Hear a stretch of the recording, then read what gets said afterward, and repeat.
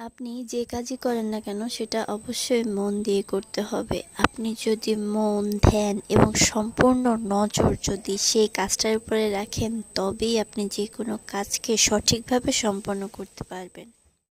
কাজ যেমনই হোক না কেন সেই কাজটাকে হতে হবে সুন্দর এবং সুষ্ঠুভাবে একেবারে সম্পন্ন। কোনো কাজ সাধারণ নয়, আবার কোনো কাজ অসাধারণও নয়। যে কোনো কাজ যদি আপনার অতিরিক্ত চেষ্টা এবং যদি সাধনা থাকে, তবেই আপনি সেই কাজটা সম্পন্ন করতে পারবেন। একজন মানুষ যে সর্বজান্ত হবে বিষয়টা এমন না। মানুষের ভুল থাকবে, খুঁটিনাটি থাকবে, সব কিছুই থাকবে। তার ভিতরে আপনার চেষ্টা যতটা বেশি থাকবে, আপনি সেই কাজটা দ্রুত শিখতে পারবেন।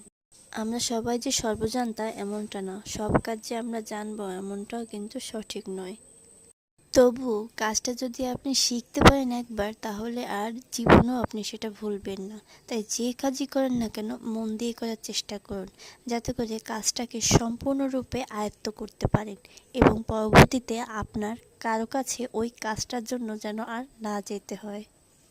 কাজটা যখন শিখবেন তখন আপনার অনেক বাধা আসবে, বিপত্তি আসবে, অনেকে অনেক ধরনের কথা বলবে, কিন্তু সে সময় আপনাকে অবশ্যই ধৈর্যের সহিত কাজটাকে সম্পন্ন করতে হবে।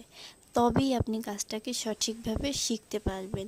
তাই আজকে থেকেই শুরু করুন। হ্যাঁ, আপনাকে বলছি আজকে থেকেই শুরু করুন, কালকে নয়।